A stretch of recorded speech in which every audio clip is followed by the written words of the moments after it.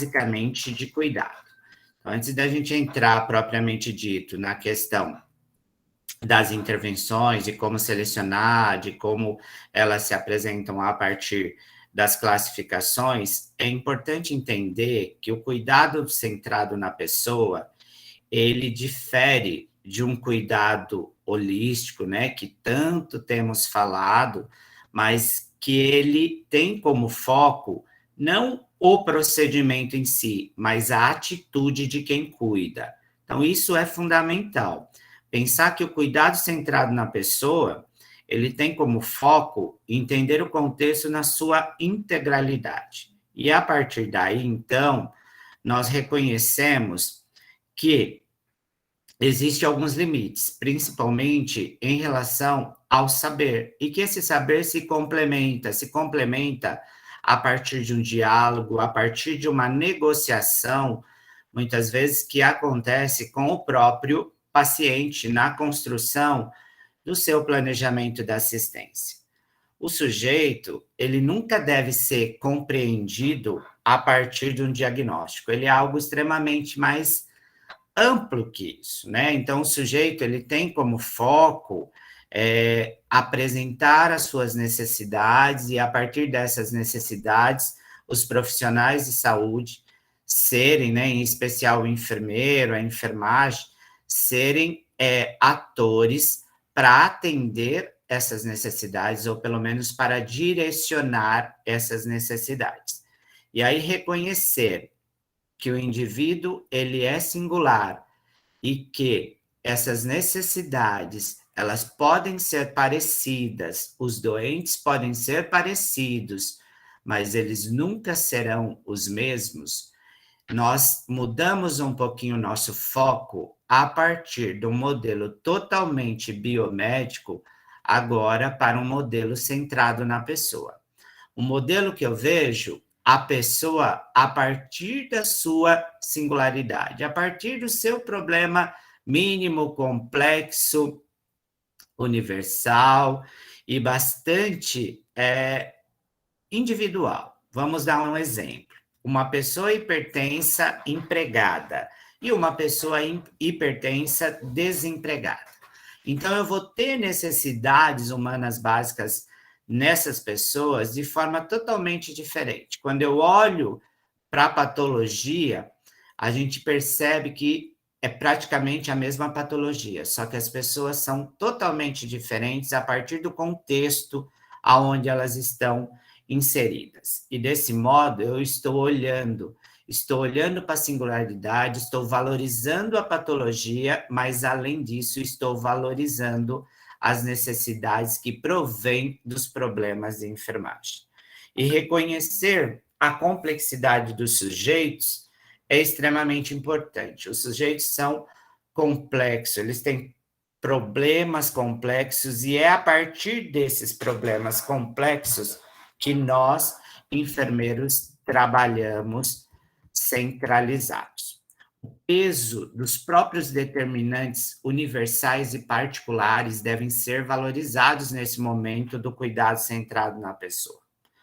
Nós temos que também ter muito claro que os limites dos saberes e das terapêuticas, elas estão aí, e que muitas vezes as respostas são diferentes porque são pessoas diferentes. Nesse sentido, eu penso nos resultados, e os resultados, eles também devem ser alcançados com a seleção das necessidades, né, a serem atendidas pelas intervenções. Mas algo fundamental é a negociação da terapêutica.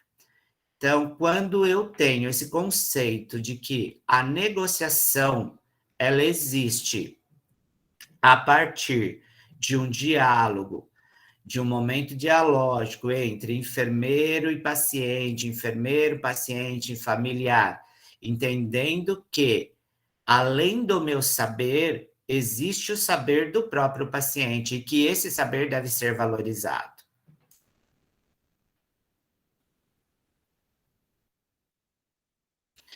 E aí, como que a gente, então, pensa em construir esse cuidado centrado na pessoa? Primeiro, a gente precisa articular entre os sujeitos, entre os setores, entre os serviços, porque um cuidado, principalmente quando estamos pensando no cuidado complexo, ele é um cuidado que, por si só, necessita de diversos sujeitos, diversos setores para dar conta de atender essas necessidades, que a enfermagem, muitas vezes, não são ações totalmente resolutivas em todas as situações. E esses sujeitos têm uma diversidade de saberes e de poderes. Eu estou falando dos sujeitos a partir de uma rede, de um cuidado interdisciplinar. E resolver com questões que são questões amplas, questões complexas, envolve também, muitas vezes, você reconhecer que as políticas estão desarticuladas, políticas públicas de saúde, e nesse sentido, ainda nós estamos numa transição de um cuidado que ainda é fragmentado, e que muitas vezes o cuidado ocorre de modo paralelo. O que é um cuidado de modo paralelo? Ele ocorre a partir de diversos setores tentando resolver a mesma questão, com o mesmo objetivo, mas pessoas que não se mostram disponíveis, pessoas que não dialogam a partir de um cuidado centrado na pessoa, a partir de um cuidado integrado. E aí, fazer esse exercício de paciência, de negociação, de entender que o outro também tem saber, que o outro pode contribuir para este cuidado, é um exercício bastante difícil. Dar espaço ao outro, né? E entender, eu acho que isso é o mais importante, entender que o outro tem ritmo e dinâmica diferente. Porque a partir do momento que a gente entende que o outro não é igual a nós, né, que não tem o mesmo ritmo, não se movimenta, não se mobiliza da mesma forma, a gente consegue estar mais aberto a essa escuta. E quando a gente está mais aberto a essa escuta do outro, o outro que eu estou falando, esse outro do interdisciplinar, é esse outro que vai contribuir, esse outro que vai ajudar a construir um cuidado de fato centrado. E eu estou falando de um cuidado compartilhado. Um cuidado compartilhado que é extremamente importante que a gente abra mão do nosso conhecimento. Eu gosto muito dessa frase, reconhecer que eu não conheço tudo, né? Reconhecer o que eu não conheço. E a partir do momento que eu faço esse exercício de reconhecer o que eu não conheço, eu me abro ao outro para aprender, e quem ganha com isso é o nosso paciente, né? Por quê?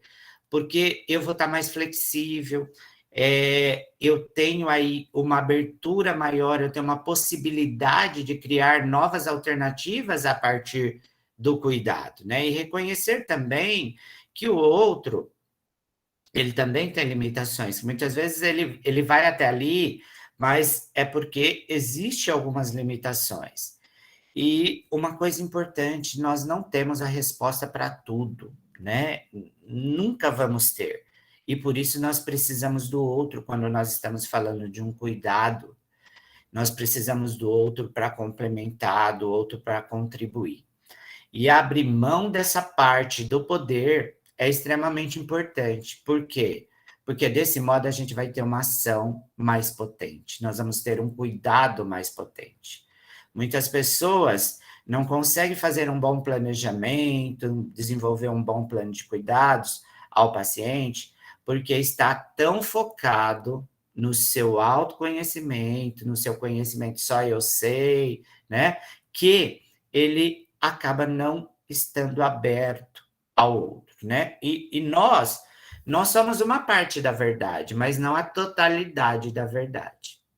Quando nós estamos falando de cuidado, mas isso não serve só para o cuidado, né? Isso serve para a nossa vida, na realidade. Mas aqui o nosso foco é pensar no cuidado, é pensar numa intervenção que ela é focada na nossa prática clínica. E para isso, é lógico, nós temos que retomar, né? Eu acho que muitas pessoas já viram, com exceção do segundo semestre, mas entender o cuidado a partir do processo de enfermagem, que são etapas interrelacionadas, são etapas independentes, recorrentes e que acontecem de maneira circular. O que eu quero dizer com isso, né? Vamos só relembrar quais são essas etapas do processo de enfermagem. Então, a primeira etapa é a etapa de coleta de dados, é a etapa do histórico, que ela compreende não só o exame físico, que é o exame clínico, mas também a coleta de dados, a anamnese que eu executo com o meu paciente. Desse modo, eu vou ter a identificação dos problemas de enfermagem. E a partir da identificação dos problemas de enfermagem, mas não só problemas de enfermagem, como problemas colaborativos, eu vou ter base para elaborar os diagnósticos de enfermagem. Diagnóstico de enfermagem nada mais é do que um julgamento clínico e crítico que o enfermeiro faz frente aos problemas que ele evidenciou no paciente nessa primeira etapa. E a partir daí, ele tem, então, o julgamento de como esses problemas se manifestam no paciente, lógico, agregando conhecimentos da anatomia, da fisiologia, da patologia e de todas as guias que nós aprendemos, para aí sim partir, então, com base e a partir da mão nos diagnósticos, ele partir para o planejamento da assistência. No planejamento da assistência, é fundamental que o enfermeiro pense em metas, identifique prioridades, né, os objetivos, mas, além disso, é fundamental que o enfermeiro pense no que ele quer alcançar, que é o resultado. Quando nós pensamos no resultado, as nossas intervenções são melhor selecionadas. E após o planejamento, então, nós vamos para a fase de implementação. A fase de implementação é a fase de aplicação, propriamente dita, é a fase da ação. É a fase onde eu implemento o plano de cuidados, é onde eu vou colocar em prática aquilo que eu planejei. E, finalmente, chegamos à etapa da avaliação, que nada mais é do que a evolução, a resposta do meu paciente frente ao cuidado prestado. Esse processo de enfermagem que tantos falamos e estudamos, ele é algo que ele deve ser pensado a partir de uma circular. Por que a partir de uma circular? Porque o processo ele pode ser retroalimentado. Quando, por exemplo, eu chegar lá na minha avaliação do meu paciente, na evolução, e eu ver que eu não atingi o objetivo desejado, pode ser que eu não implementei bem. Mas pode ser que eu não implementei bem porque eu não planejei bem. Mas também os meus diagnósticos não foram bem julgados. Mas por que eles não foram bem julgados? Porque a minha coleta de dados não foi eficiente, meu exame clínico não foi bem feito. E aí eu refaço esse processo, porque ele é dinâmico, porque ele muda o tempo todo. E além dele ser dinâmico e mudar o tempo todo, os nossos pacientes mudam também, eles evoluem. Então, o que eu tenho hoje, eu posso não ter mais amanhã. Então, é extremamente importante que a gente tenha isso muito claro, que o processo de enfermagem, ele permeia a nossa prática clínica. E junto com ele, nós temos 4 elementos fundamentais para fortalecer a nossa prática a partir do julgamento e do raciocínio clínico e crítico. Quais são esses elementos? A experiência, o conhecimento, os padrões e as atitudes. Vamos explorar um pouquinho mais isso, para a gente ir entrando já na nossa prática clínica e como melhorar e como selecionar as intervenções ideais para resolver os problemas dos nossos pacientes. Primeiro, não basta eu ter só experiência. Eu tenho experiência, mas não tenho conhecimento. Disso, nada adianta. Eu tenho conhecimento, mas não tenho experiência. eu tenho conhecimento e tenho experiência, mas não tenho padronização. Eu não sigo o que a literatura diz, eu não atuo a partir de evidências. Eu tenho os três: tenho experiência, tenho conhecimento, tenho padronização, sigo tudinho as evidências, mas não tenho atitude. Então, os 4 elementos, eles são fundamentais para um pensamento crítico. E o pensamento crítico nada mais é do que o desenvolvimento, a partir do nosso conhecimento teórico da clínica, conseguir desenvolver habilidades cognitivas, mas habilidades socioemocionais, psicomotoras, para uma atuação clínica fundamentada. E essa atuação clínica fundamentada, ela também é apoiada no conhecimento das classificações de enfermagem. O NANDA é uma classificação de enfermagem. O NIC é uma classificação de enfermagem das intervenções, que nós vamos falar um pouquinho mais.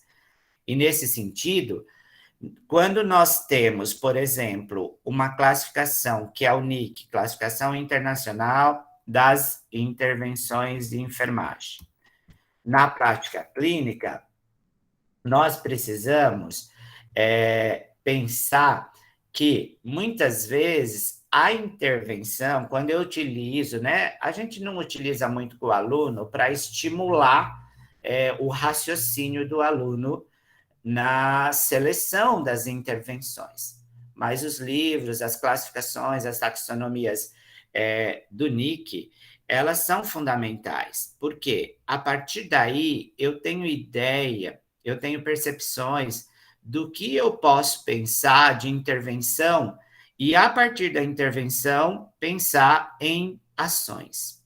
Muitas pessoas confundem o que é intervenção com ação de enfermagem. Na realidade, elas se complementam.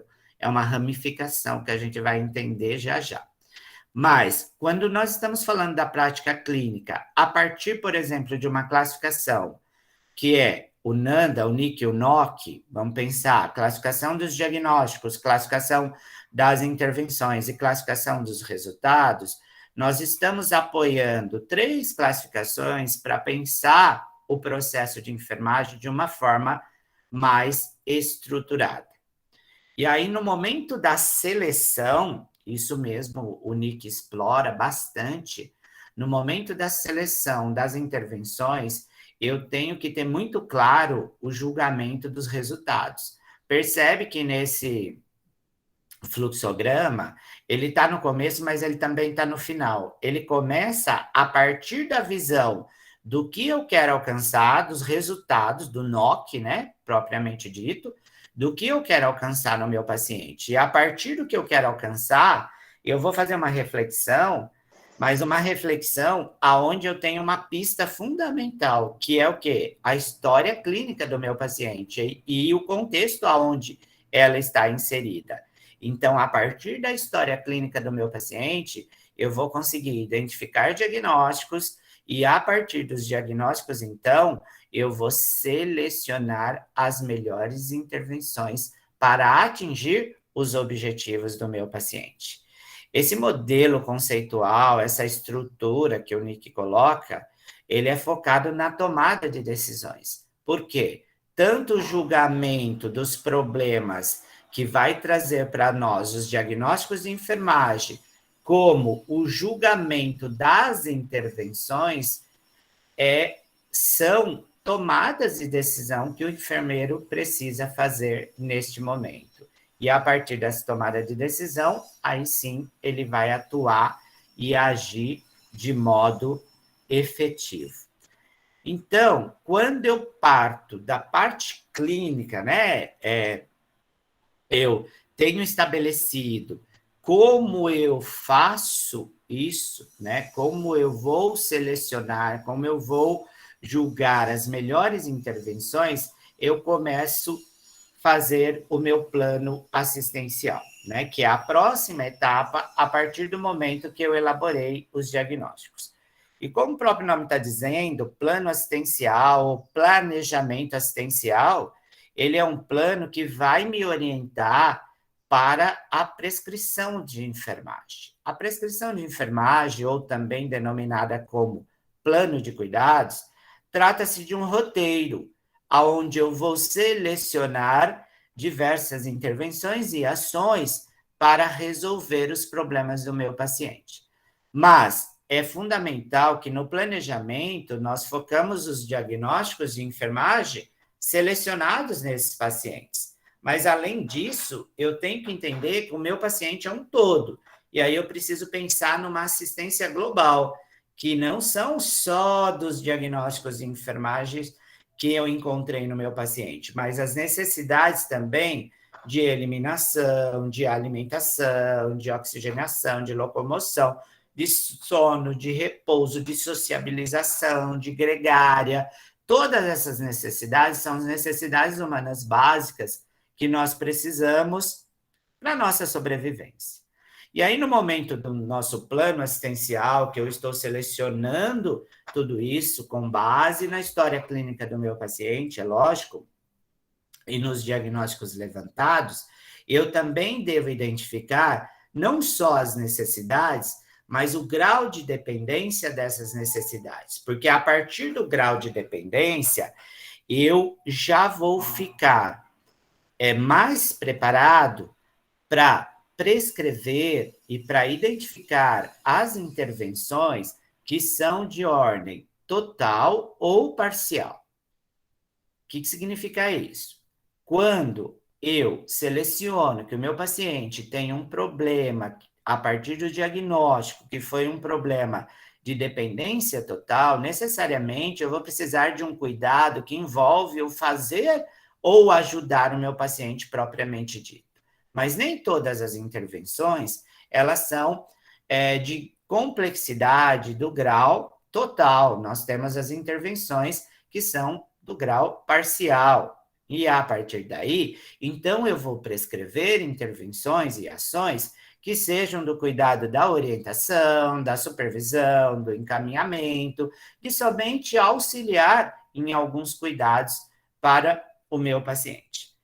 Esse planejamento, ele é fundamental. Por quê? Porque a partir do momento que eu identifiquei o grau de complexidade, eu tenho até a seleção das melhores intervenções, mas até mesmo de como eu vou preparar a minha equipe. A gente sabe que o processo de enfermagem sozinho, sem a sistematização da assistência, ele não é nada. Muitas pessoas confundem o termo de processo de enfermagem e sistematização. Não são as mesmas coisas. O processo de enfermagem, ele precisa da sistematização para que ele ocorra. Sistematizar a assistência de enfermagem é planejar a assistência de enfermagem, é organizar a assistência de enfermagem, é ter pessoal suficiente para que essa assistência seja prestada. É, de fato, organizar a equipe, organizar os pacientes a partir de uma distribuição de escalas, fazer previsão de material, tudo isso é sistematização da assistência de enfermagem, para que, de fato, o processo ocorra. E o processo nada mais é do que o cuidado de uma forma organizada, hierarquizada e até mesmo também sistematizada. E algumas regras são fundamentais para a gente estabelecer no nosso plano assistencial. Como eu já mencionei anteriormente, é fundamental o levantamento das prioridades. E a partir do levantamento de prioridades, eu vou pensar em intervenções que eu preciso fazer agora, nesse momento, né? Que são intervenções que pode, se não feita, pode colocar em risco a vida do meu paciente. Nesse sentido, também, especificar as metas a longo prazo, a médio prazo ou metas imediatas ajuda a instrumentalizar um plano de cuidados totalmente focado nas necessidades do meu paciente. E aí sim, eu vou identificar as prescrições ou as intervenções, né, que nós denominamos, porque a prescrição nada mais é do que o roteiro. Mas as intervenções, elas são interdependentes, mas podem ser colaborativas também em alguns momentos, e a gente vai entender um pouquinho mais sobre isso. E aí, finalmente, eu registro tudo isso, porque se não tiver registro, eu não tenho comunicação com a minha equipe. Então, o registro, ele é fundamental para que a gente tenha comunicação não só com a nossa equipe, mas com a equipe inter e multidisciplinar. Porque o nosso plano, a nossa coleta, os nossos diagnósticos, eles são fundamentais para nós, como profissionais enfermeiros, mas são subsídios para complementar o cuidado com os outros profissionais também que compõem essa nossa equipe multidisciplinar. E aí, então, eu defino aqui, coloco de uma forma definida para vocês, o que é, né, a prescrição de enfermagem ou plano de cuidados. Nada mais que é do que um roteiro que vai coordenar, que vai ordenar as minhas ações.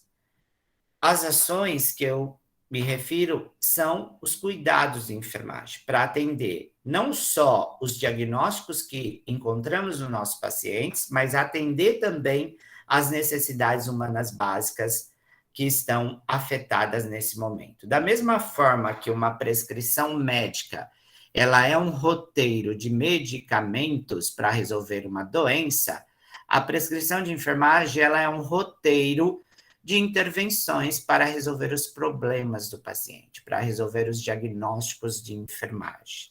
E aí sim, atingir o nosso objetivo. Intervenção é o que, então? Se prescrição é um roteiro, a intervenção é um julgamento. A gente já falou que intervenção, eu preciso julgar, eu preciso entender o que está acontecendo, para aí, a partir desse momento, eu selecionar. Então, ele é um julgamento clínico também. Então, eu preciso utilizar do raciocínio clínico, eu preciso utilizar do meu conhecimento, como enfermeiro, enfermeira, para melhorar os resultados do meu paciente. E como que eu melhoro o resultado? Selecionando as melhores intervenções. Selecionando as intervenções assertivas para atingir os objetivos. E quando nós pensamos em prescrição, a primeira ideia que vem é que prescrição ou intervenção propriamente dito é algo que eu preciso fazer, é algo que vem do assistencial, mas não só. A dimensão da prescrição, ela é extremamente ampla e ela precisa estar focada não só nas necessidades do paciente, mas também da família e também da comunidade, visto que nós temos diagnósticos pessoais, familiares e comunitários. E nesse sentido, nós vamos pensar em cuidado a partir de 3 níveis, que são os níveis preventivos, educativos e assistencial. E não só o assistencial, como a maioria das pessoas, na hora de executar uma prescrição, na hora de selecionar as intervenções, pensa assim, ó, tem que fazer, tem que focar no assistencial. Lógico, o assistencial é fundamental, mas prevenir algo também é fundamental. Educar o paciente, educar a família, educar uma comunidade também é fundamental. E pode ser tão benéfico, se não mais do que algo assistencial. Então, quando, por exemplo, interna lá comigo um acidente vascular encefálico que tem uma hemiplegia do lado direito, que ele não está conseguindo se movimentar, que ele ainda não tem a integridade da pele prejudicada, mas ele tem risco de ter a integridade da pele prejudicada, eu já vou pensar e já vou selecionar e já vou julgar intervenções para prevenir que a integridade da pele, de repente, fique prejudicada a partir de uma lesão, ou a partir de uma lesão tecidual por pressão. E o mesmo acontece na educação. Quando eu estou educando, quando eu estou prescrevendo uma educação para o meu paciente, para a família ou também para a comunidade. E a prescrição, ela deve atender a 4 características ou propriedades que são fundamentais. Primeiro, ela tem que ter uma intenção. Se não tiver uma intenção, a minha seleção não foi bem feita. Né? Eu não selecionei, eu não julguei a intervenção assertiva. Por quê? Qual é a intenção? Voltar para a meta. É aonde eu quero chegar, né? Então, a intenção é atingir a meta que eu tracei na hora do meu plano. ela deve ser sistemática, ela deve ser organizada, ela deve ter uma abordagem organizada. Dinâmica, por quê? Porque muda o tempo todo, o paciente muda, a intervenção que eu selecionei hoje pode não ser a mesma que eu preciso amanhã. E aí é bem interessante isso, porque assim, muitas vezes o paciente nem tem mais aquela necessidade e o profissional continua prescrevendo aquele mesmo cuidado. Por quê? Porque falta exame clínico, porque falta visita, porque falta a prática clínica. A prática clínica é exatamente isso. É você passar uma visita diariamente para o paciente, selecionar e ver que problemas foram resolvidos, outros ainda não, precisam de outras intervenções. Então, é dinâmico a prescrição.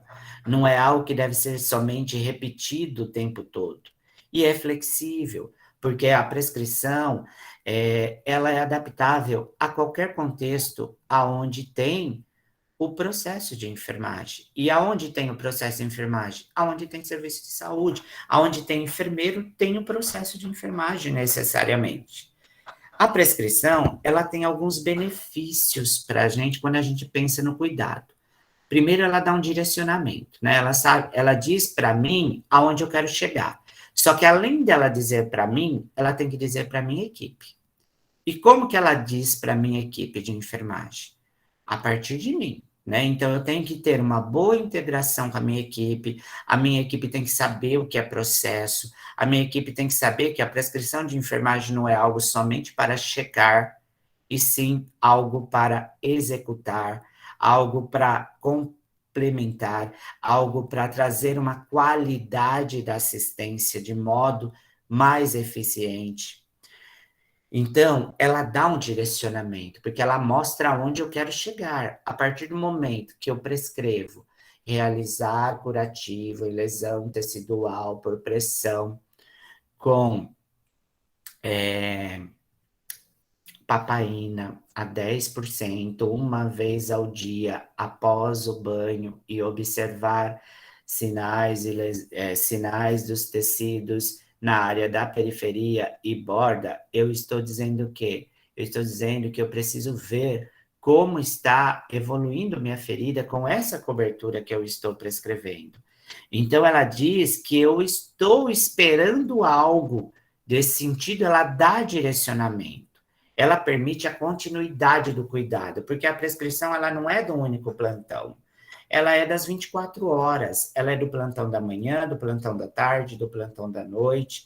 Não é porque eu prescrevi agora, só a minha equipe vai executar o que eu prescrevi. Não, é uma continuidade. E é uma forma de estabelecer comunicação. Estabelecer comunicação com a minha equipe, mas também estabelecer comunicação com a equipe multidisciplinar.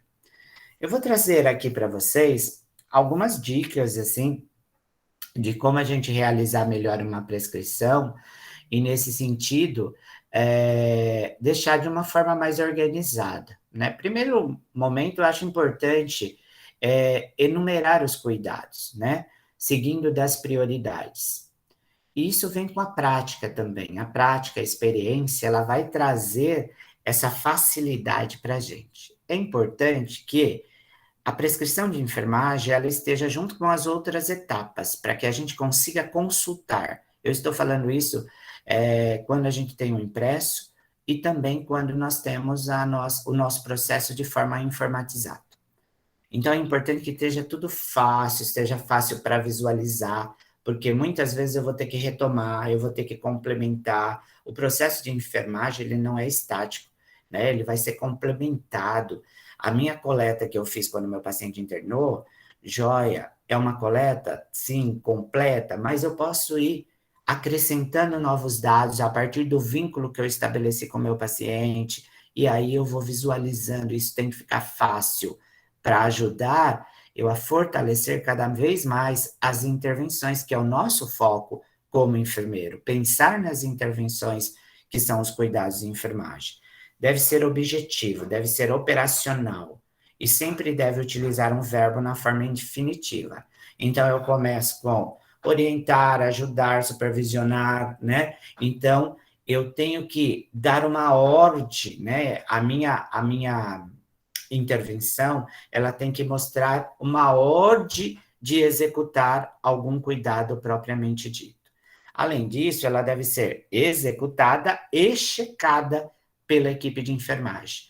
Então, eu devo colocar horários, eu devo colocar letras, né? Por exemplo, manhã, tarde, noite, identificar de alguma outra forma para que a minha equipe cheque o cuidado que foi feito. Só que, além de realizar prescrição, eu sou elemento fundamental na supervisão da minha prescrição.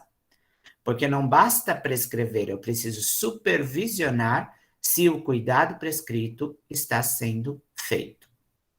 Da mesma forma que, quando não for feito, deve ser justificado o motivo. O paciente não estava mais lá, ou estava realizando um exame, não deu para fazer aquilo, né? E aí, então, a gente finaliza, né, com a assinatura e corém do enfermeiro que executou.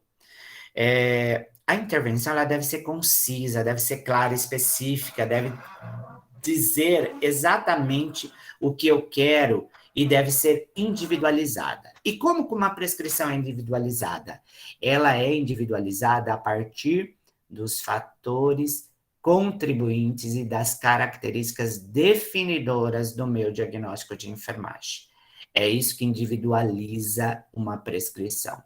Senão eu prescrevo igual para todo mundo. Todo mundo que tiver integridade da pele prejudicada, eu prescrevo o mesmo cuidado quando eu não olho para o fator relacionado, que é a etiologia desse diagnóstico, e não olho para as características definidoras do meu diagnóstico, a minha intervenção ela fica padronizada, fica igual para todo mundo, porque todo mundo é integridade da pele prejudicada, todo mundo é débito cardíaco diminuído, todo mundo é intolerância à atividade, e assim sucessivamente, tá?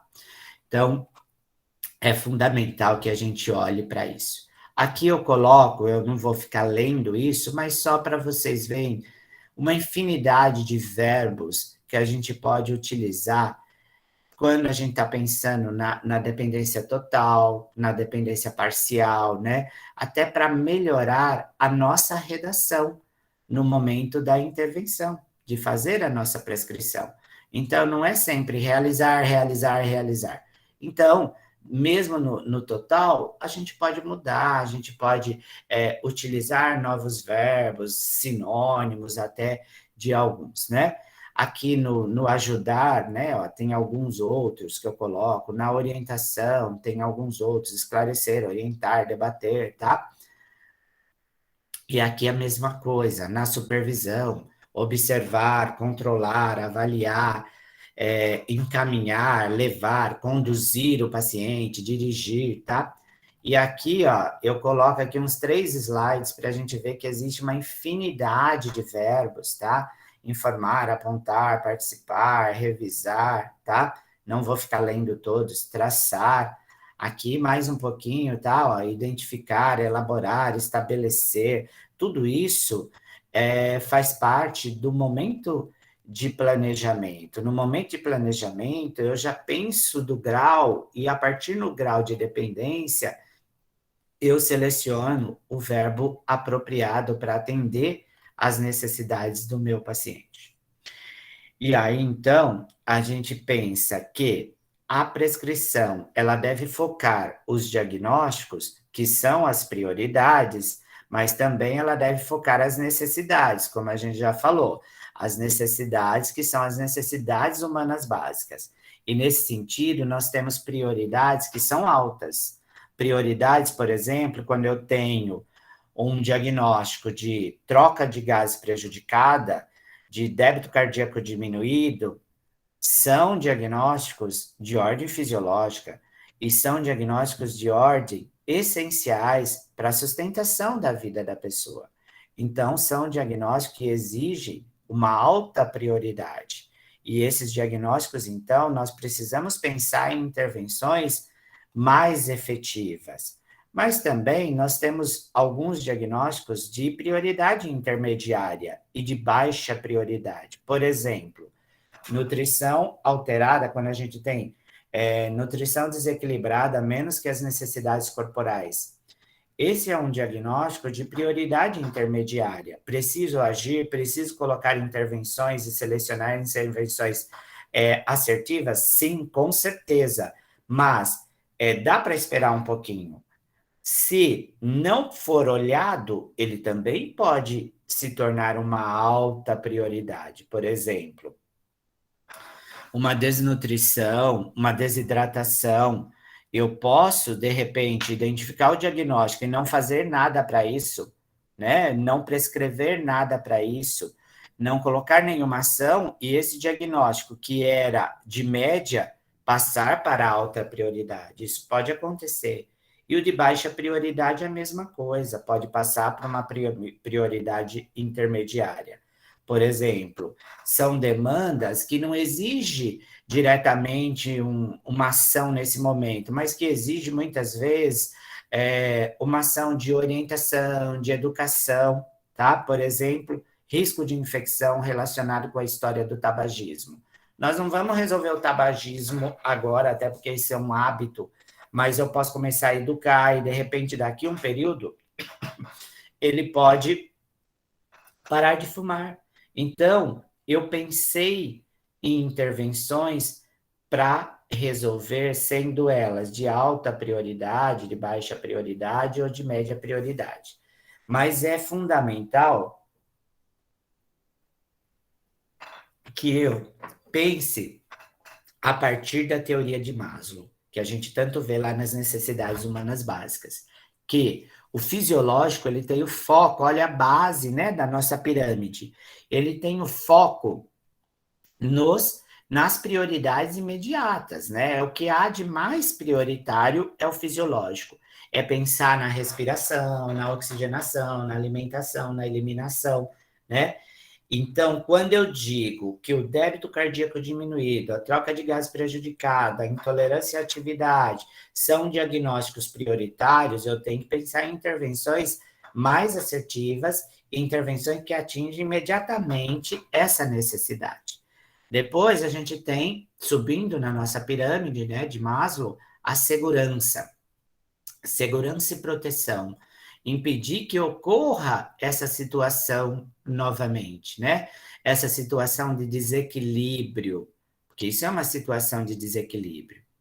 Depois, amor, relacionamento, amizade, a família. Depois, a autoestima. E, por último, a autorrealização no topo da pirâmide. Todos esses elementos, a partir de Maslow, é um teórico que pensa não só no cuidado, mas ele é um teórico também que trabalha conceitos da administração. Ele pensa que essas necessidades são necessidades que complementam o ser humano como um todo, mas que o fisiológico é fundamental, é prioritário. E aí, quando eu identifiquei tudo isso, estabeleci as metas, elas são direcionadas para a ação de enfermagem, necessariamente.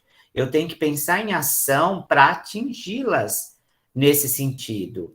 Então, estabelecer meta, eu preciso identificar atividades que envolvam atingir os resultados efetivos com o meu paciente. Isso é seleção. Isso, novamente, é uma seleção. Eu trago aqui um textinho que eu sempre peço e sempre cobro dos alunos, inclusive, que é uma forma de como você redigir uma intervenção assertiva, objetiva, operacional, concisa e explicativa. Então, eu sempre penso assim, ó. Na realidade, não foi eu que desenvolvi isso, não, tá? Mas a teoria diz o seguinte: quando eu respondo a essas 6 perguntas, de fato, eu faço a redação de uma intervenção de modo objetivo, preciso, explicativo. O que eu quero fazer? Como eu quero fazer? Quantas vezes eu quero fazer? Quando eu quero fazer? Onde eu quero fazer? E por quanto tempo eu quero fazer? Então, na hora que eu tiver redigindo a minha intervenção, a minha ação que eu vou fazer com o meu paciente, eu preciso pensar nessas perguntas. E a hora que eu penso e vou mentalizando essas perguntas, necessariamente eu vou deixar minha intervenção detalhada, específica, explicativa. Vou dar um exemplo de curativo, que é uma coisa simples que todo mundo faz. O que eu quero fazer? Então, eu quero realizar o curativo. Como? Com soro fisiológico e ácido graxo essencial. Quantas vezes eu quero fazer? Uma vez ao dia. Quando? Eu quero fazer uma vez após o banho. Onde é o meu curativo? Então, eu quero realizar curativo com ácido graxo essencial uma vez após o banho na região de trocante direito. Por quanto tempo? Até a melhora da cicatrização. Ficou claro essa intervenção? A minha equipe sabe o que eu quero? Sim.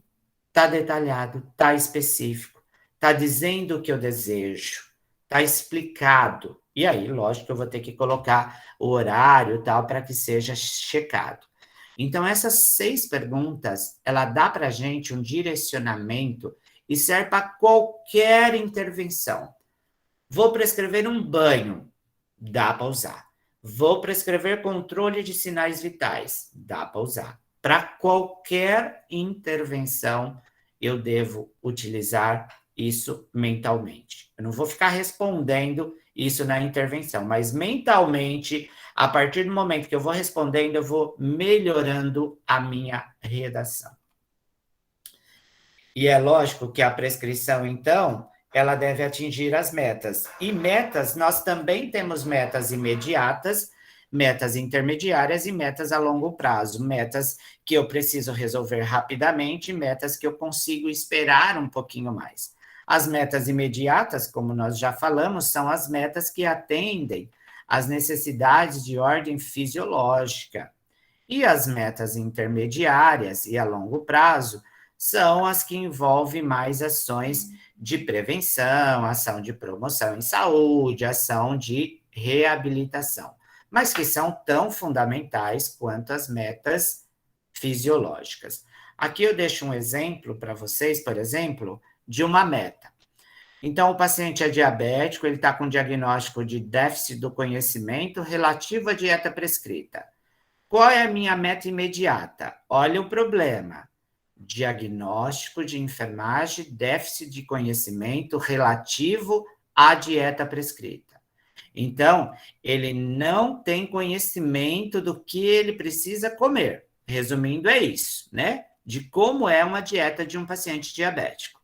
Então, qual é a meta imediata? A meta imediata é eu incorporar na vida desse paciente uma ingesta oral com tolerância de 1.500 calorias dia, né? Para o paciente diabético, isso é fundamental. Espaçada, intervalada entre refeições e lanches. Essa é a meta imediata, preciso incorporar nesse momento. E uma meta intermediária, mais a médio prazo, é planejar que essas refeições ocorram aí, por exemplo, por uma semana, que é quando eu vou estabilizar esse meu paciente. E quando eu penso numa meta a longo prazo, eu penso na aderência da dieta para a vida dele, o que é algo mais difícil, é algo que eu não vou conseguir imediatamente. Então, quando a gente pensa em meta, nós precisamos pensar no tempo. As metas devem ser mensuráveis, elas devem ser atingíveis. Eu tenho que pensar no tempo para que, de fato, eu consiga alcançar. Quando eu penso assim, aderência a uma dieta, aderir a uma dieta não é algo tão simples. Não é algo que eu vou conseguir numa semana. É algo que vai exigir educação em saúde, é algo que vai exigir orientação e mais orientação, vai exigir consulta, vai exigir várias ações para que, de fato, eu atinja essa necessidade. Mas toda meta tem que levar a um resultado. E é lógico que a gente pretende atingir o resultado satisfatório, o resultado positivo, o resultado que melhore a situação do nosso paciente. Mas nem sempre é assim, né?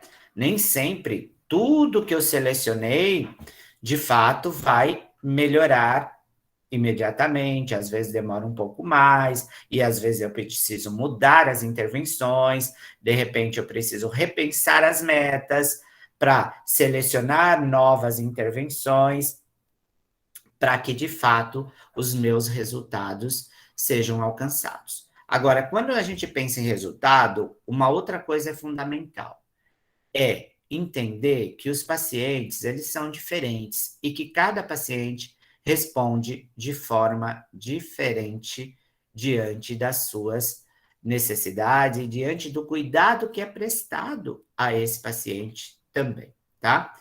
Então, aqui eu coloco alguns itens que são necessários para que a gente pense nos resultados esperados do meu paciente. Primeiro, deve ser claro, deve estar estabelecido uma meta clara, uma meta concisa. Deve ser centrado no paciente, não centrado no profissional. Isso, muitas vezes, o profissional estabelece meta centrado na sua necessidade, como profissional. Então, precisa ser centrado no paciente. Olha, novamente, ela está relacionada ao título do diagnóstico. Então, se eu tenho débito cardíaco diminuído, qual é a minha meta? Melhorar o débito cardíaco, restabelecer o débito cardíaco. Agora, o que eu vou fazer para isso são intervenções e as ações, que são os cuidados propriamente dito.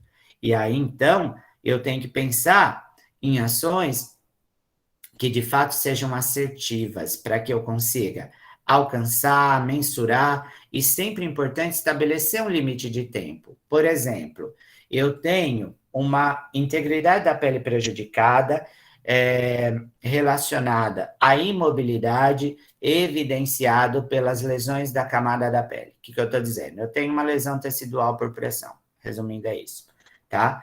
E aí, essa lesão tecidual por pressão, ela tem 20 centímetros de largura por 5 de profundidade por 12 de comprimento. E aí eu coloco lá que eu realizando esse curativo, que eu prescrevi, tudo bonitinho, eu vou conseguir uma melhora dessa cicatrização ou a cicatrização em 15 dias. Dificilmente eu vou conseguir isso, né? Por melhor que seja a cobertura numa ferida desse tamanho, dessa profundidade e tudo mais. Então, eu preciso estar com o pé bem no chão quando eu penso em limite de tempo, em estabelecer meta. E isso prevém da onde? Vem do conhecimento, né? Vem da experiência, mas vem do que a gente tem também de possibilidade de cuidado ao nosso dispor ali nesse momento, né? Aqui eu trago um outro exemplo para a gente pensar no resultado. Então, aqui eu tenho um diagnóstico, esse diagnóstico não é do Nando, é do Carpenito, tá? Eliminação traqueobrônquica ineficaz relacionado com a dor incisional. Então, eu estou dizendo que o indivíduo tem dificuldade de eliminar secreção porque ele está com dor devido a uma cirurgia. Então, qual seria a meta? Que os pulmões desse paciente permanecessem limpos durante todo o período pós-operatório dele. Essa é a meta. A gente quer que ele elimina, né? Então, se ele elimina, o pulmão vai permanecer limpo. E o resultado? Então, o resultado é que o cliente mude de decúbito a cada 2 horas, conseguindo tossir e fazer uma respiração profunda a cada hora. Esse é o resultado. O resultado é o que eu espero que ele faça. Que, a partir do momento que os pulmões dele estiver limpo, ele consiga, de fato, se movimentar no leito, que ele consiga tossir, que ele consiga fazer uma respiração profunda, uma respiração mais diafragmática, por exemplo, a cada hora.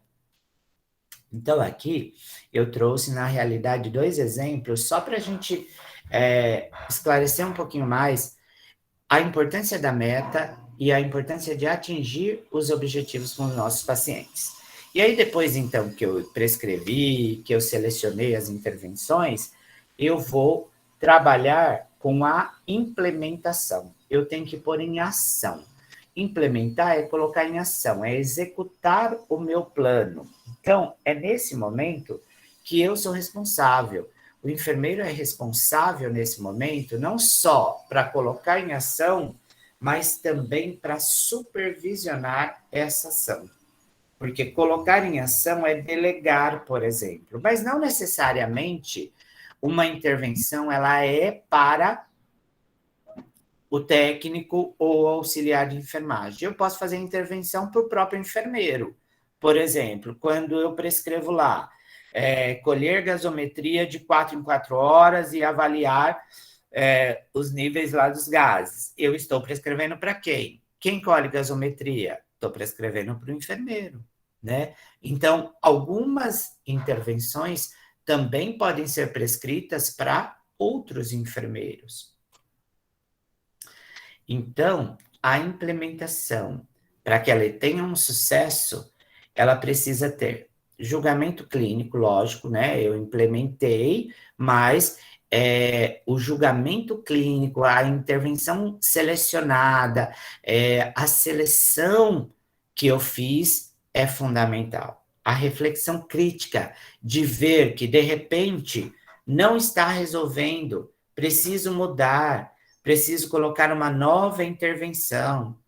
E tudo isso baseado nos princípios científicos e na tomada de decisão. Isso é atitude, isso é tomar decisão.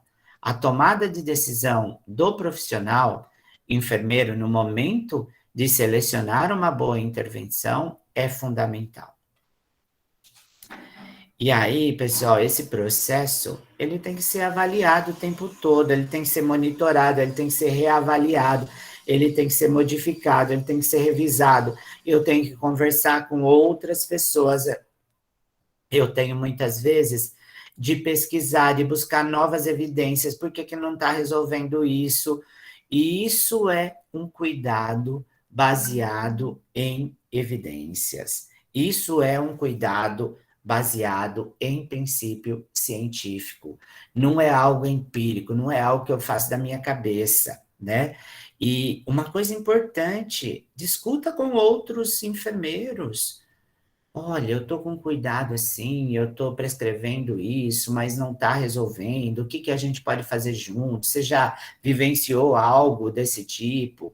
Qual foi sua experiência? Me ajuda aqui. Isso é fundamental. Mas, além disso, nós temos uma classificação, que é o NIC. O NIC é a classificação internacional de enfermagem. E o NIC, ele traz para a gente, né, essa taxonomia, essa classificação, ele traz para a gente um monte, né, muitas intervenções que são necessárias para ajudar e estimular, muitas vezes, o nosso raciocínio clínico. É uma classificação extremamente abrangente. Por que abrangente? Porque ele vai desde o cuidado fisiológico até o cuidado psicossocial, emocional. Então, ele tem ali prescrito, né? Vamos pensar em intervenções, 500, a última edição, 554 intervenções de enfermagem. De acordo com o quê? De acordo com o NANDA, de acordo com os diagnósticos do NANDA. E como eu uso o NIC? O NIC eu posso usar a partir do NANDA, ele também é separado por ordem alfabética e ele também é separado por especialidades. Por exemplo, urologia, cardiologia. Então, tem várias formas. Ele é um pouco diferente do NANDA, que a gente utiliza só a partir dos domínios e das classes. O NIC também, ele tem os domínios, as classes e as intervenções e as ações propriamente dito. Como a gente utiliza lá, os 13 domínios e as classes lá do NANDA. O NIC também tem isso. Mas eu posso usar ainda de outra forma. Eu posso usar por ordem alfabética, eu posso usar por especialidades e eu posso usar pela ligação do NANDA-NIC-NOC, tá? Ele é baseado em pesquisa, então não é algo empírico, muito pelo contrário. pesquisa que envolve da mesma forma que o NANDA. Então, primeiro coloca-se um levantamento bibliográfico, depois coloca em evidência para a prática clínica, vê se isso trouxe resultado, e depois, finalmente, é publicado. Ela é desenvolvida com a base na prática clínica existente. O que é prática clínica existente? É o que a gente tem de literatura, né? Uma literatura que a gente conhece, que trabalha muito em intervenção, é o Brunner, é uma prática clínica existente, Atkinsons, enfim, tem uma infinidade aí de autores que falam sobre a prática clínica da enfermagem. Reflete não só a prática clínica, mas também o que a gente tem de mais atual. O Nick traz o que a gente tem de mais atual em pesquisas relevantes nesse assunto. Tem uma estrutura fácil, uma estrutura organizada, e que é fácil de manipular. Utiliza uma linguagem bem clara e que é clinicamente significativa para nós, enfermeiros.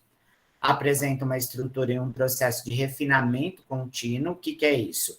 Da mesma forma que o NANDA, então são publicados, eles não são publicados a cada 2 anos, né? Esses livros, eles não têm a mesma publicação que o NANDA, mas ele sofre também modificações, revisões a cada novas publicações.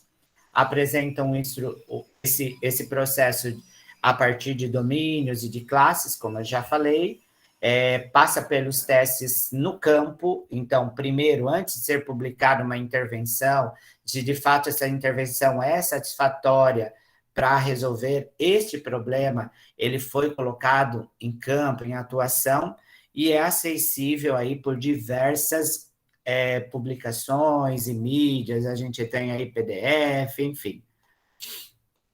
E aí, o NIC também, ele é ligado a outras classificações, como eu já falei, o NANDA e o NOC, é reconhecido nacionalmente nos Estados Unidos da América e tem o uso mundial. Hoje nós temos o NIC já traduzido para 20 países.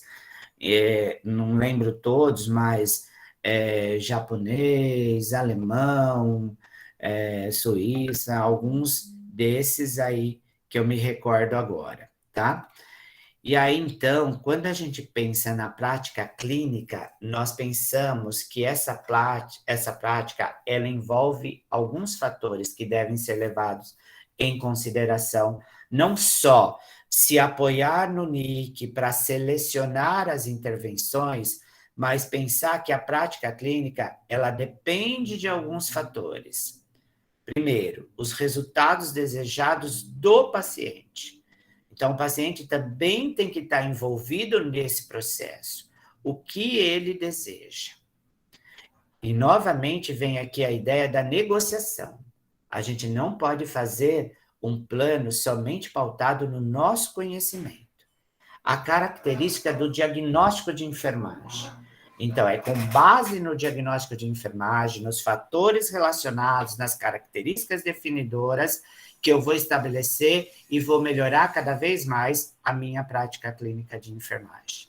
Base nas pesquisas para intervenção, e no caso o NIC é uma das pesquisas de intervenção, precisa ter viabilidade. Então, essa intervenção, ela precisa ter viabilidade, ela precisa ser aplicável, precisa ter aceitabilidade pelo paciente. Algumas que são de ordem fisiológica, eu vou lá e faço, mas algumas o paciente precisa entender, ele precisa aceitar, ele precisa estar de acordo, porque senão eu não vou atingir o resultado que eu desejo. E a capacidade do enfermeiro, a capacidade de tomada de decisão, a capacidade de conhecimento, a capacidade de ser assertivo, de selecionar a intervenção ideal para resolver os problemas dos nossos pacientes. Aqui eu deixo para vocês, já partindo para a finalização, uma estrutura de como é o NIC, né, que não é diferente do NANDA, que é a divisão de domínios, classes e intervenções, e aqui eu coloco os 7 domínios que o NIC coloca, que é de ordem fisiológica básica, fisiológica complexa, comportamental, segurança, família, sistema de saúde e comunitário.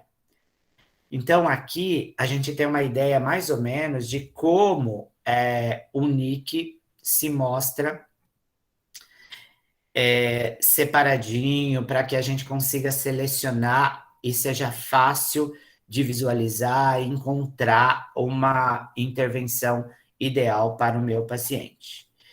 E ainda, alguns termos são fundamentais para a gente finalizar quando a gente está pensando em classificação.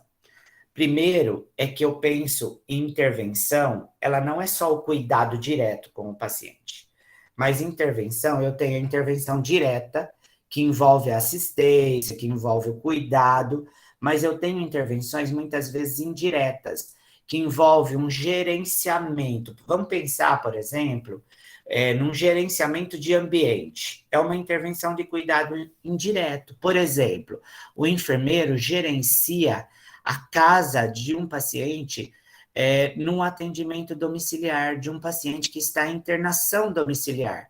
Ele vai gerenciar, ele vai ver o que precisa, ele vai pensar em protetores, ele vai pensar em fatores de proteção, em fatores de risco, vai pensar no que dá para fazer, vai tirar os tapetes, vai colocar protetor para corrimão, enfim. Isso é intervenção indireta. Ele está pensando no gerenciamento desse cuidado. As intervenções, elas também podem ser de ordem comunitária ou de saúde pública, que envolve mais o foco da promoção, da prevenção e até mesmo de reabilitação. A gente pode ter intervenção que seja de base iniciado pelo enfermeiro. Como que é isso? Intervenção de base iniciado pelo enfermeiro. Aquela intervenção que provém necessariamente de um diagnóstico de enfermagem, aonde eu, enfermeiro, consigo fazer uma intervenção ou prescrever uma intervenção e ela ser, de fato, assertiva e resolver o problema do meu paciente. Mas nem todas as necessidades que provêm dos diagnósticos nós conseguimos, por nós, somente prescrever intervenções. Existem algumas intervenções que elas são iniciadas pelo profissional médico. O que significa isso? Por exemplo, a instalação de um catéter de oxigênio. Iniciou da prescrição de um médico, mas é uma ação de enfermagem. E é uma ação que eu vou incluir na minha prescrição como intervenção. Então, quando a gente pensa em intervenção, a gente tem que ter esse olhar bastante amplo para essas terminologias, a intervenção do cuidado direto, a intervenção do cuidado indireto, a intervenção que pode ser de ordem comunitária, que pode ser iniciada especificamente pelo enfermeiro, mas pode ser iniciada por médico ou por outro profissional e ser dado continuidade pela equipe de enfermagem. Não sei se eu fui muito rápido, mas acho que era isso que a gente tinha para discutir hoje. Agora eu me coloco aí à disposição para a gente conversar e dialogar ainda um pouquinho, tirar dúvidas. Eu queria, antes disso, passar um videozinho, tinha até me esquecido já. Ele tem 2 minutos. Ele fala de um modo bem simples sobre o cuidado centrado na pessoa e o quanto é importante a gente refletir isso no momento das intervenções, tá? Eu vou passar bem rapidinho.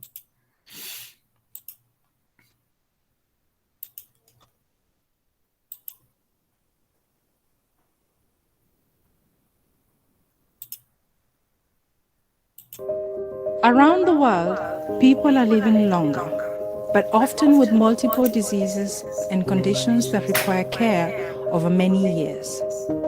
And unfortunately, too many people are not informed or consulted in the care they receive. In some countries, only 1 in 3 people have the risks of their treatment explained to them. 1 in 5 people have at least one unnecessary test. and up to 40% of health spending is wasted due to inefficiency. Healthcare should not be like this.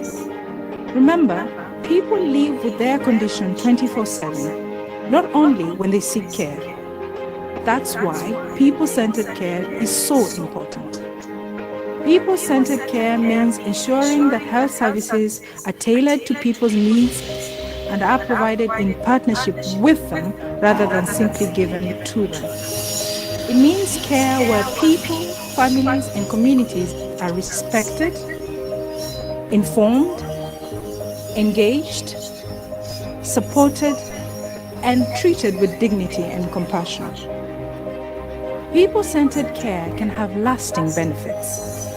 It improves the trust, experience, and outcomes people have from care, the confidence and job satisfaction of health professionals, and the quality and efficiency of health systems. People-centered care can increase access to health services and reduce unnecessary use of services. Ultimately, it means people get the right care at the right time and in the right place. But too often, this type of care is not standard practice. Implementing people-centered care requires fundamental changes in our approach to healthcare. It means rethinking how health services are organized, managed, and delivered. It means shifting away from asking, "What is the matter with you?" to "What matters to you?" Around the World Health Organization is working with countries to design health systems that put people and their needs at the center of care. Because that's the healthcare that everyone deserves.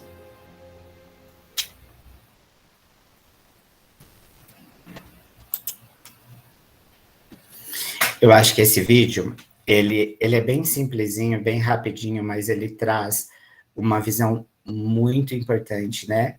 De que o cuidado centrado na pessoa não é o procedimento, e sim é a atitude das pessoas que cuidam. Então, para ter cuidado centrado na pessoa, só depende exclusivamente de nós, que somos os grandes cuidadores, enfermeiros. Da minha parte é isso, continuo à disposição para a discussão. Parabéns, professor. A aula foi maravilhosa. A gente não sabe nem como agradecer, porque foi tanto conhecimento aprendido. E o vídeo eu adorei, porque realmente essa consciência que tem que ter e modificar o cuidado. E até mesmo os pacientes, eles não estão acostumados. Quando você fala para ele que esse exame não vai ser tão importante para você fazer nesse momento, ele já não entende. Então, realmente, tem que fazer essa reeducação, tanto dos profissionais como também dos pacientes. E teve uma pergunta da Ediana Brito. Você consegue abrir o áudio para falar para o professor, que aqui eu fale?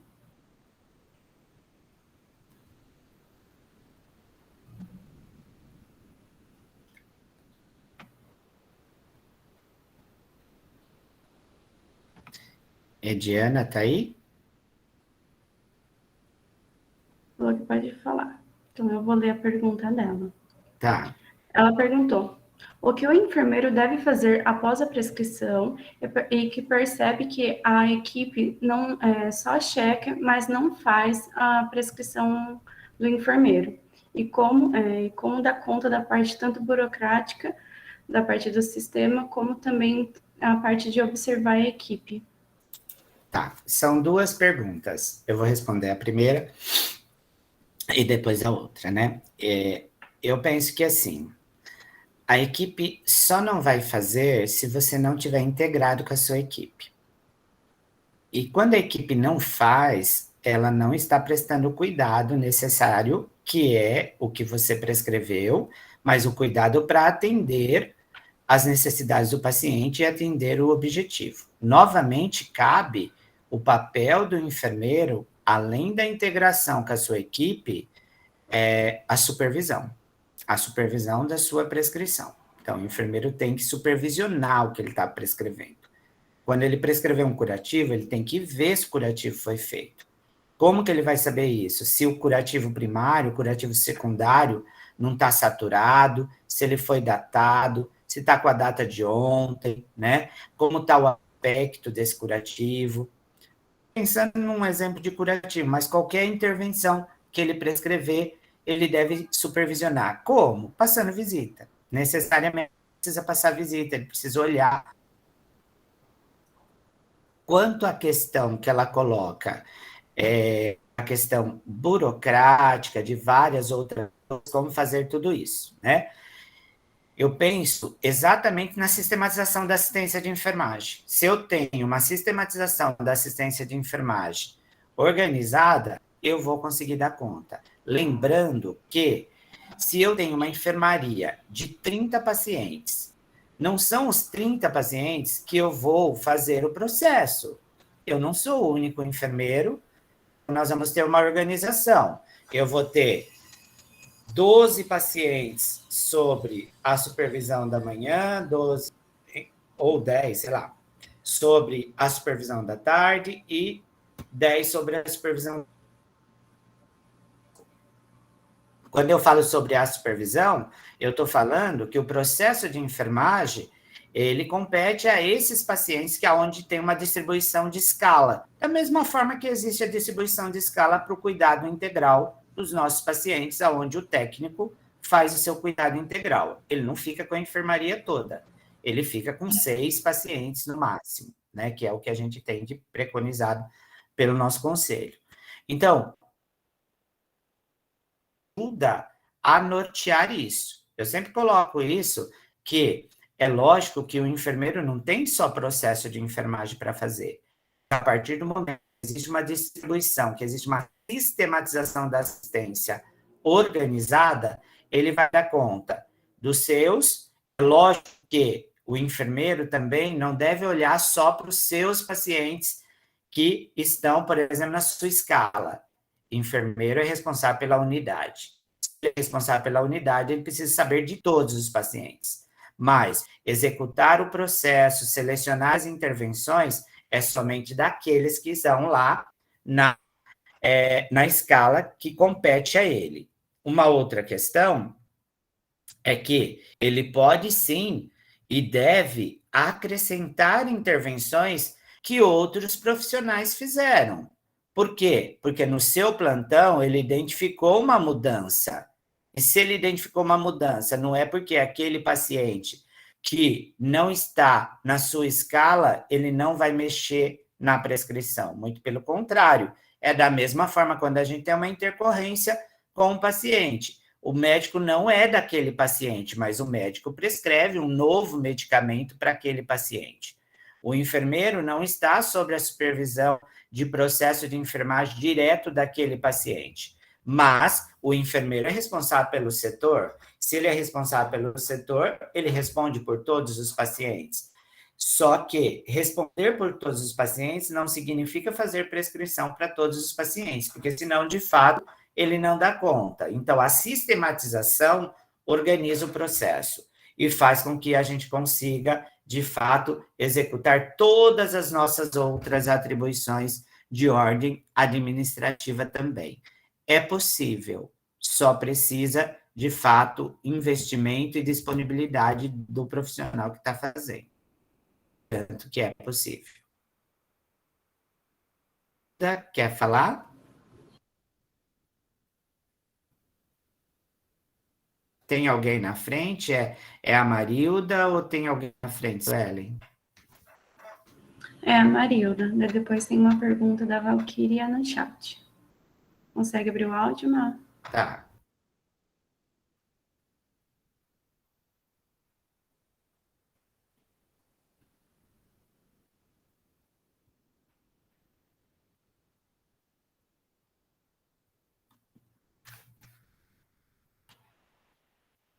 Quer tentar responder da Valquíria primeiro, até depois a gente vê da Má? Você só está conseguindo? Tá bom. Ó, a Valquíria Gomes perguntou. Tem enfermeiros que têm autoconhecimento em todos os aspectos da sistematização de enfermagem, mas tem falha, eu acredito que seja na parte da humanização. como pontuarem isso à equipe, sendo que a maioria dos setores tem falta de colaboradores? Ó, Valquíria, são determinantes que a gente vai ter que lidar na nossa vida profissional, né? Eu acho, deixa eu ver se eu entendi exatamente o que você quis dizer, né? Talvez seja na questão de um cuidado mais humanizado, que ele se torna um pouco prejudicado por conta do tempo, né? Do tempo e de ter uma equipe pequena para atender uma necessidade maior, né? Eu acho que o seguinte, a humanização ela é própria do ser humano, né? Não é algo que se ensina, não é algo que se adquire. Quem é humano, quem tem a humanização tem, quem não tem pode melhorar um pouquinho, mas é diferente, né? Então, assim, o fato de estar sobrecarregado, eu não vejo isso como algo que vai prejudicar um cuidado mais humanizado, tá? Porque cuidado humanizado não significa um paparico, nem nada disso. Eu penso que o cuidado humanizado, mesmo que seja com pouco tempo, eu consigo explicar o que eu estou fazendo para o meu paciente, eu consigo entender a sua necessidade, eu consigo fazer com que ele participe desse cuidado. Eu acredito muito nessa linha quando a gente fala de cuidado, né? A humanização, ela advém da própria pessoa. Então, existe sobrecarga sim, a gente sabe disso, vai ter falta de funcionário, a gente também sabe disso, né? Na vida profissional, isso a gente vai vivenciar muito o tempo todo, mas nem por isso o cuidado deve ser de uma qualidade inferior e de uma humanização não efetiva também. Mas é lógico que são pessoas diferentes, são pessoas diferentes prestando cuidado, e as pessoas são pessoas. Eu acho que isso precisa ser olhado. Pessoas são pessoas, além de tudo, antes de ser enfermagem, são pessoas. E essas pessoas têm o seu caráter humanitário, que é de cada um. Isso não se ensina na escola, por mais que se fala de humanização, humanização é algo próprio, não se ensina, isso não tem como incorporar, não são habilidades que muitas vezes as pessoas podem melhorar, podem desenvolver, mas como é algo próprio da pessoa, é aquilo, chega uma hora a máscara cai, né? Bem isso, né? Que a pessoa está fazendo algo que não é dela, ela não consegue fazer por muito tempo. Tem que ser espontâneo, né? Então, tem gente que é espontâneo em conversar, é espontâneo em acolher, né? Só que tem pessoas que não tem essa mesma abordagem, né? E aí são pessoas diferentes. Eu acho que isso a gente vai encontrar, só que por ser pessoas diferentes, eu penso que nós, profissionais enfermeiros, nós temos, e nós somos os líderes das equipes, nós temos que aproveitar a potencialidade dessas pessoas. Ela pode não ser boa naquilo, mas ela é boa em algo, em outra coisa. Então, vamos aproveitar essa potencialidade, porque ninguém é bom em tudo. Isso precisa estar claro, né? Ninguém é bom em tudo. A gente pode ser bom em algo e ruim em outro. Então, vamos pegar essas potencialidades que as pessoas têm e aproveitar o todo. E desse modo, a gente traz um setor bem legal para a gente, né? A gente traz um serviço que, de repente, eu preciso tirar um pouquinho ela daqui, porque ela é boa nisso, e assim vamos readequando, e o outro que é melhor no contato com o paciente, a gente vai ter que gerenciar isso no nosso dia a dia como profissional enfermeiro. Acho que eu consegui atender aí a necessidade da Valquíria.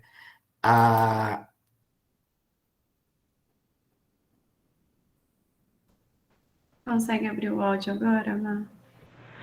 Bom dia. O Alex, você falou da questão da assistência na questão do curativo.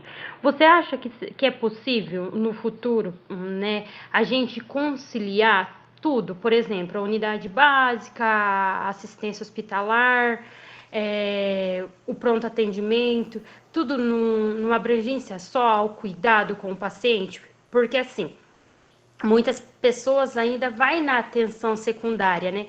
E de certa forma deveria procurar assistência primária.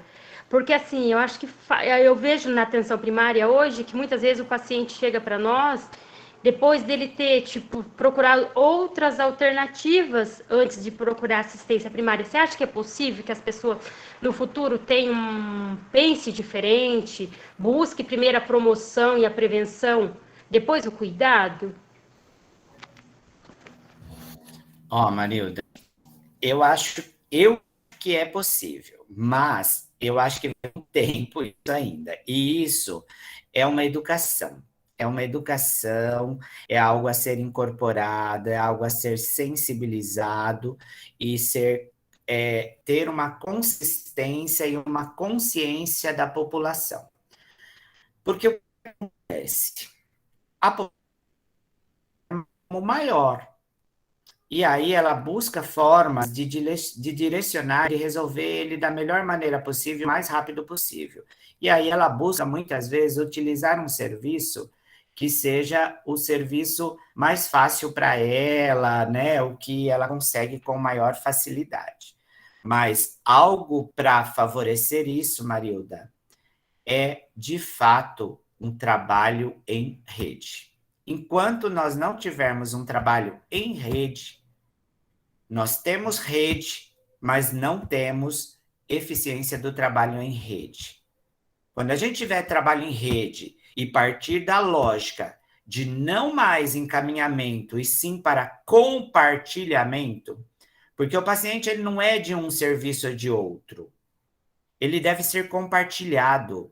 Atenção primária, atenção secundária, atenção terciária, essa questão da hierarquização da saúde, ela deve ficar, de fato, de lado e que a gente tenha mais um cuidado que seja poliárquico, onde os serviços eles estão numa horizontalidade, que os serviços discutem os seus e abra mão dessa questão do poder.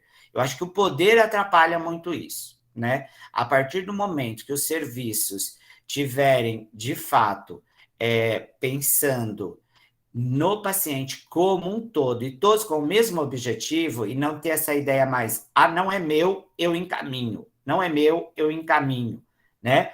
E aí, então, a população vai se conscientizar melhor. Por quê? Porque ela vai saber que o cuidado é compartilhado. Mas hoje ela não sabe disso ainda porque ele não é.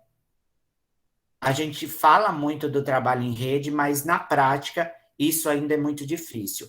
Por quê? Porque depende de dois fatores. Primeiro, dos serviços, de ter uma rede, de fato, em forma de serviço. Rede é um emaranhado de serviços.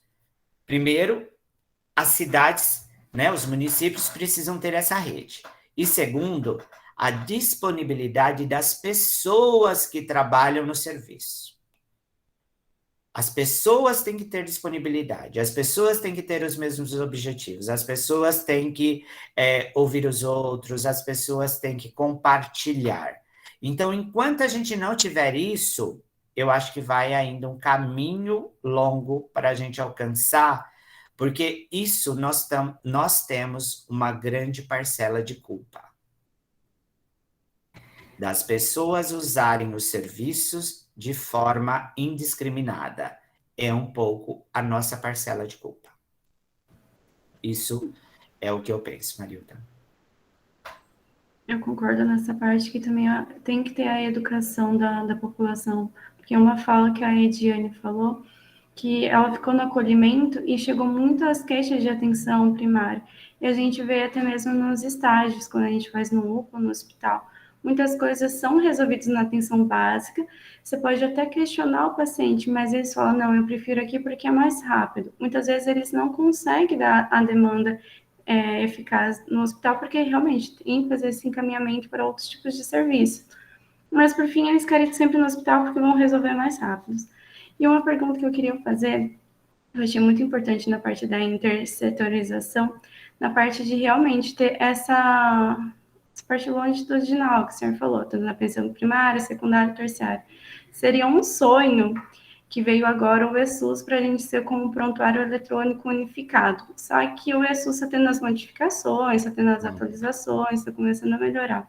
Mas eu acredito que seria um ganho muito grande se o ESUS também fosse essa unificação realmente de todos os serviços, até mesmo na parte da Unicamp, hospitais de terceiros, estruturas mais terciárias, para que a gente consiga entender o paciente por completo, porque fica essa falta de comunicação, porque a gente não pode ligar na Unicamp porque eles não vão falar. Daí fica esse paciente vai e volta, muitas vezes eles não têm informação, da hora que vai fazer o cuidado, a gente não sabe fazer esse cuidado completo, daí o paciente, por fim, fica até frustrado com a parte da atenção básica por isso. O senhor acredita que seria possível um dia esse sonho de tudo ser unificado? Eu acho que sim, eu acho que é possível, né? Eu sou um pouco otimista, mas eu acho que é possível, né? E eu acho que vai contribuir muito, que, né? Isso que a Suelen falou, eu acho que vai contribuir muito, porque a gente vai conseguir, de fato, enxergar o itinerário terapêutico desse paciente dentro do ESUS, né? O ESUS tem tudo para conseguir isso, né? Mas ainda é um caminho a ser percorrido, né? Eu acho que, assim, em primeiro momento, o ESUS nem é eficiente ainda na atenção primária, nem é, não tem essa eficiência na atenção primária, na estratégia de saúde da família, ele não é totalmente, falta muita coisa, né? Tem passado por modificações frequentemente, mas eu acredito que seja possível. Mas aí tem que fazer exatamente isso, tem que pensar em rede, né? E pensar em rede e ver esse paciente como um todo, como que ele circula, né? Como que ele anda nos serviços, como que ele se apresenta nos serviços de saúde. Aí seria ótimo, a gente conseguiria ver uma linha do tempo, um itinerário terapêutico desse paciente, assim, mas também, assim, eu tenho uma crítica em relação ao ESUS, que ainda ele é muito difícil de visualizar as coisas, entendeu? É muito passa para lá, passa para cá, entendeu? Então tem que ser uma coisa mais simples também, para a gente conseguir visualizar melhor a trajetória desse paciente nos serviços e a sua trajetória de história de saúde mesmo. Mas eu acho que é possível. Principalmente os indicadores, que Sim. precisa fazer uma movimentação enorme, muitas vezes a gente não consegue identificar esses pacientes, mas a gente é otimista, também tem isso. Alguém quer fazer mais alguma pergunta, tem alguma dúvida? Eu publiquei o formulário de presenças, aí pode já estar assinando. Queria agradecer porque a gente bateu 35 pessoas, que foi um marketing, junto com a Mônica, que a gente conseguiu uma quantidade de pessoas assistindo a palestra, fiquei muito feliz com isso.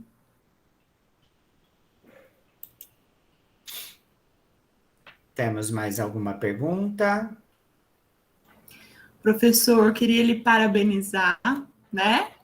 Foi uma manhã incrível de aprendizado, né? Suelen, meninos, realmente, que riqueza, né? E você colocou pontos tão importantes de envolvimento da equipe, que realmente o processo de enfermagem é uma ciência, que nós precisamos esperar, né? E realmente passar isso adiante. Essa aula está gravada, eu acho que vai servir para muito tempo, né, para todos os semestres, e eu queria agradecer a sua disponibilidade e aproveitar, já que a gente está nesse final do semestre também, agradecer toda a parceria, né, como a gente construiu juntos, assim, todo esse movimento, toda essa união entre as duas unidades. Hoje aqui tem alunos da Unifage, da Unimax, e todos aqui, né, contemplando a sua aula. Queria te agradecer mesmo por tudo e parabéns, viu? Foi incrível. Muito obrigada, Suelen, pela organização. Está quase aí na formatura. Essa é a última aula antes do final do seu curso ou não? Tem mais alguma aulinha? Verdade, esqueci de falar, a gente vai finalizar com o professor Alex. Olha que honra. Ele vai ser o nosso. Hoje foi a nossa última aula da Liga. E agora você vai voltar. continuar nos ajudando nessa organização aí, né, professor?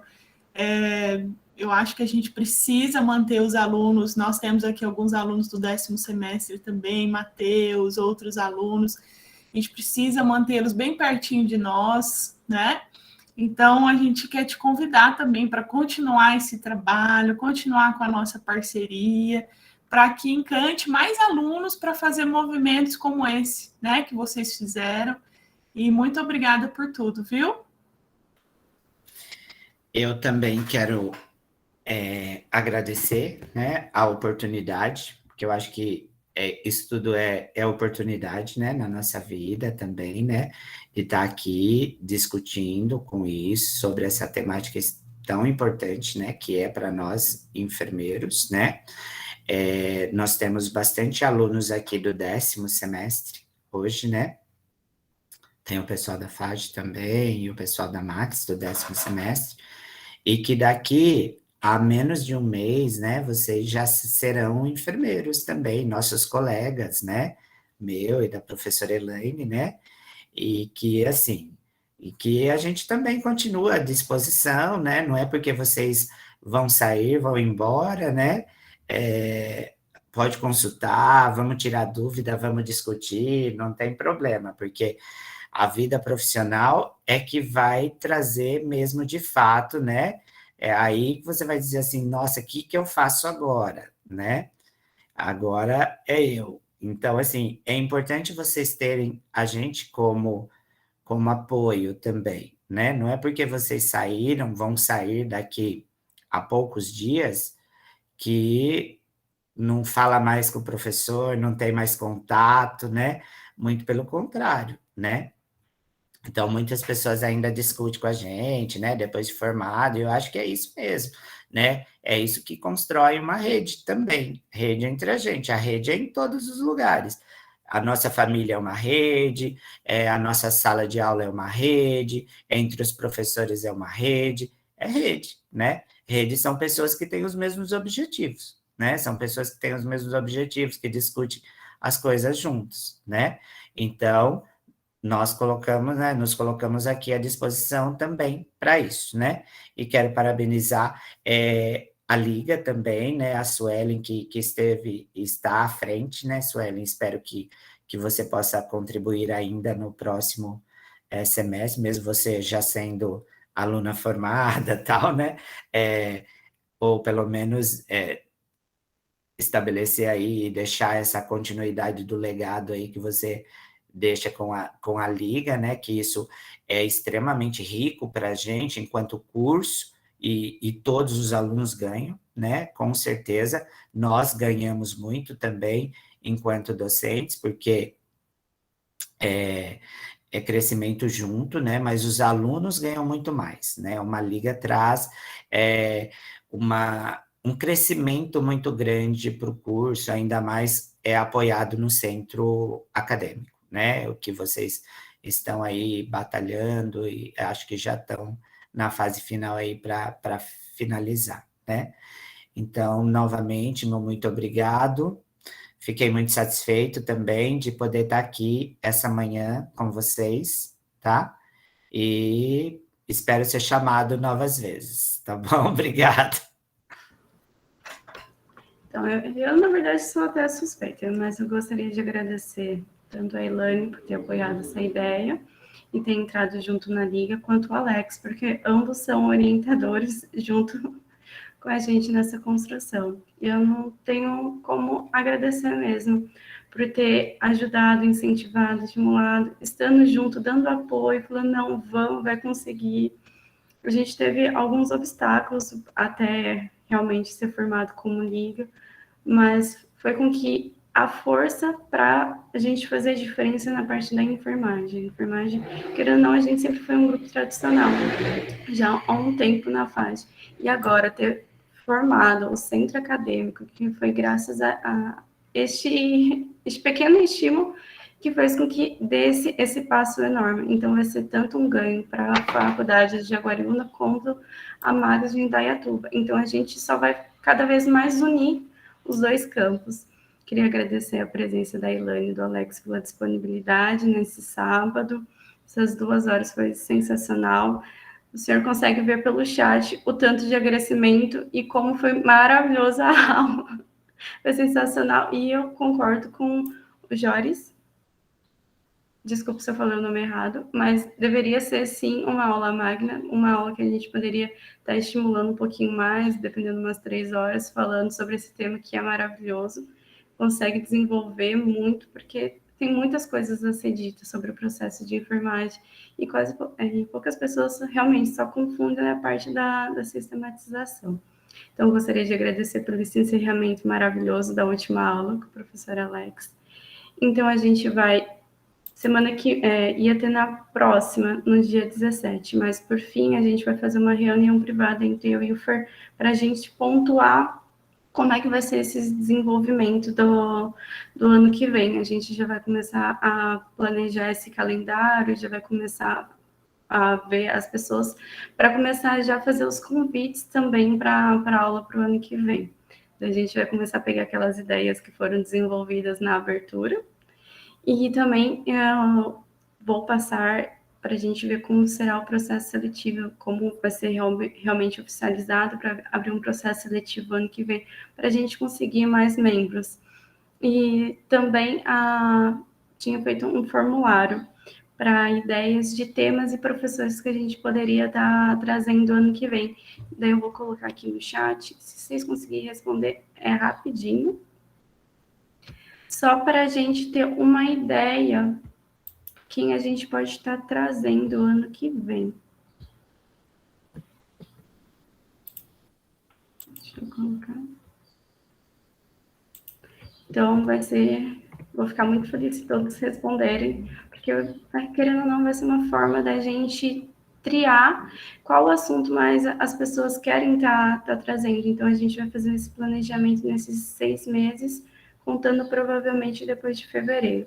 Então, todo mundo, mais do que convidado, se quiser participar, a gente vai estar passando em todos os grupos de representantes depois como vai ser o funcionamento da liga, se abrir realmente a inscrição, que provavelmente vai abrir, como vai ser esse processo seletivo.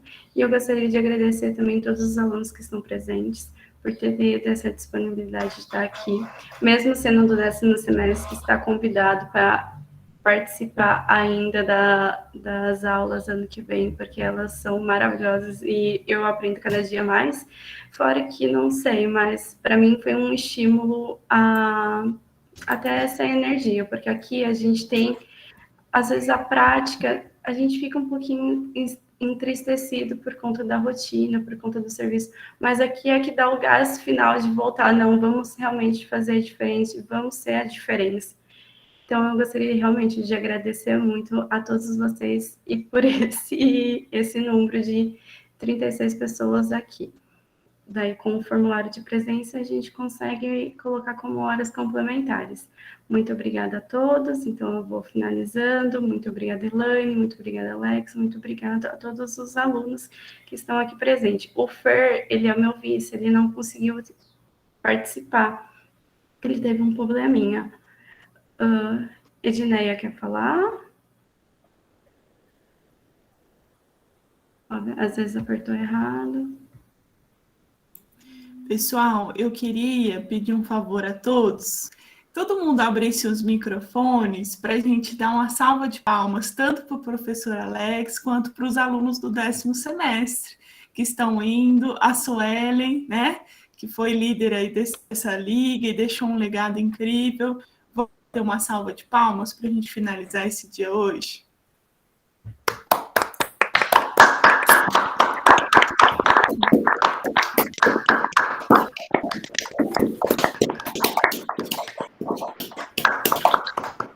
Arrasou, Alex! Inspirador. E né, Suelen, muitos alunos também queriam deixar esse legado, esse movimento, essa proatividade, né? Você, com certeza, junto com os outros alunos que estão envolvidos, tanto nessa liga, quanto em tantos projetos maravilhosos que a gente tem tido, né? Que vocês se inspiram para deixar uma marquinha mesmo no curso, deixar um legado e ficar sempre pertinho, porque esse grupo, eu penso que semestre que vem a gente vai começar a publicar, né, professora? A gente vai começar a escrever. Sim. Vocês junto conosco, né, sem sair do grupo, sem se afastar, eu gostaria muito, né, nós gostaríamos muito de convidá-los para a gente começar a escrever, fazer relatos de experiência, publicar. Isso para vocês também é excelente, para nós muito bom. Muito, muito obrigada. Um ótimo final de semana a todos. O 10º semestre tem uma semana aí movimentada, né? E vai dar tudo certo, tá bom? Um beijo. Obrigada, professora Alex. Arrasou. Nada, imagina.